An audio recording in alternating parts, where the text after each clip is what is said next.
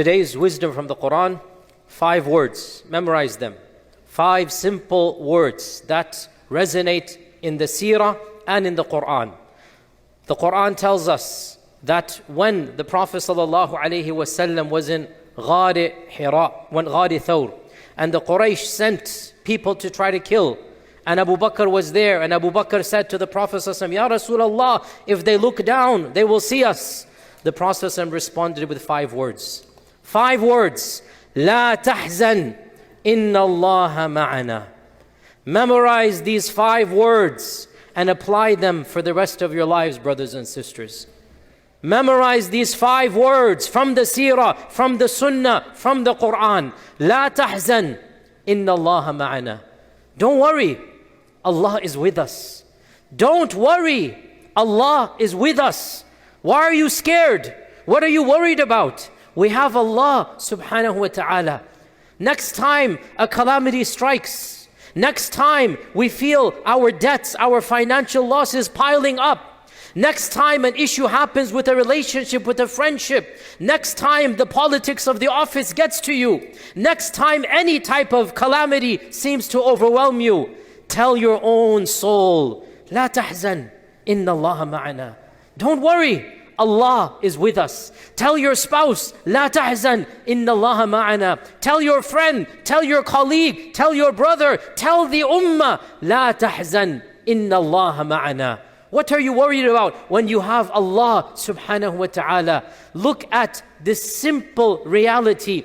Not only did the Prophet sallallahu alaihi wasallam himself feel no anxiety, not only was he in complete peace with his own heart, his level of confidence was so much that he could console Abu Bakr as-Siddiq. He could exude a level of tama'nina and a level of confidence that only comes from iman. Subhanallah, there was no army to help Abu Bakr and the Prophet sallallahu alaihi wasallam. There was no superpower. The entire world was after him. The Quraysh were hunting him down. He didn't have a single ally on the face of this earth, but he had Allah subhanahu wa ta'ala. And with that Iman in Allah, tawakkul in Allah, ikhlas, belief, yaqeen, all of that, what did it translate into?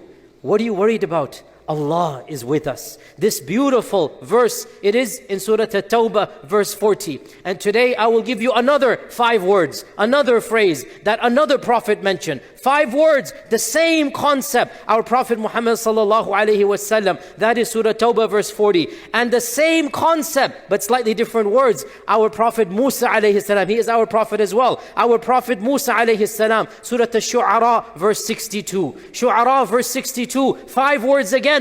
كَلَّا إِنَّ مَعِيَ رَبِّي سَيَهْدِينَ. When Fir'aun was behind the people of Bani Israel, and in front of them was the Red Sea, and the Bani Israel were peasants, they were farmers, they didn't have any weaponry, they didn't have horses, they didn't have manpower, and behind them was the largest empire on earth, the ancient Egyptian empire. They had the most militarily strong army on the face of the planet. In front of them is that ocean, in front of them is the Bahr, behind them is the army. And the people of Musa, the Bani Israel, they said, Inna la mudrakun. That we're going to be caught and massacred. There's nothing we can do. They're going to catch us. But Musa alayhi salam, on the one hand is the Red Sea, and behind him is Fir'aun. He says, Kalla, that's not going to happen. They're not going to catch us. We shall survive. How do I know this? Inna ma'iya rabbi sayahdeen. I have my Lord will find a way out for me.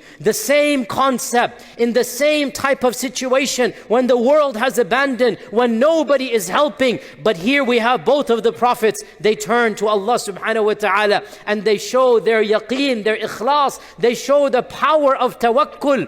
How can you be worried when Allah is on your side? Who cares if Fir'aun is on the other side? Who cares if you don't have a single ally on this planet? If Allah helps you, then no one can overcome you. If Allah is an ally, then who cares who the enemy is? Allah shall take care of you. Allah subhanahu wa ta'ala tells us in the the Quran, Inna Allah yudafi'u anil ladina amanu. Allah will defend on behalf of those who have iman. So these two verses, brothers and sisters, they demonstrate tawakkul, they demonstrate iman, and they bring a sense of calmness to our lives. Now the question arises, how do we get to that level? And by the way, without a doubt, we cannot aspire to the level of the Prophet ﷺ. But, O Muslim, you are his follower, are you not?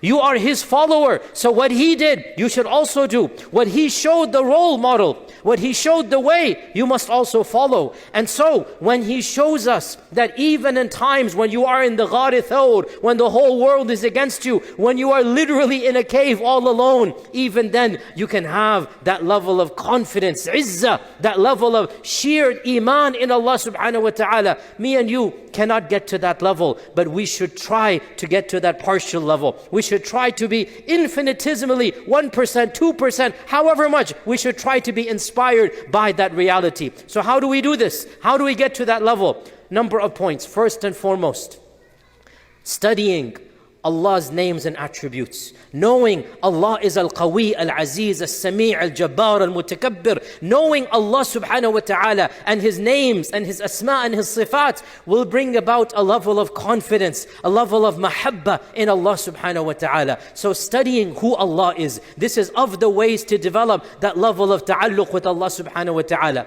Number two, worshipping Allah at times of ease. I repeat, worshipping Allah at times of ease. Get to know Allah when things are good, so that when things get bad, you already know Allah subhanahu wa ta'ala. And this is exactly what our Prophet sallallahu alaihi wasallam said, تَعَرَّفْ إِلَى اللَّهِ فِي الرَّخَاءِ يَعْرِفُكَ فِي الشِّدَّةِ. Get to know Allah at times of ease, and Allah will remember you at times of hardship. تَعَرَّفْ إِلَى اللَّهِ فِي الرَّخَاءِ يَعْرِفُكَ فِي الشِّدَّةِ. Get to know Allah when things are good. This, my dear brothers and sisters, is one of the simplest incentives to be religious. Not that we need any more incentives, but this is a perk. This is a blessing. We all need Allah at all times of the day and night. But sometimes we think we need Him more than other times. In reality, we always need Him equally. But our illusion that when times get tough, when there's a calamity, when there's a crisis, all of a sudden we think we need Allah more. In reality, we always need Him all the time. But khair, the point is, our Prophet ﷺ teaches us, you want Allah subhanahu wa ta'ala to help you right now in Ghar Hira? You want to help you when Fir'aun is on one side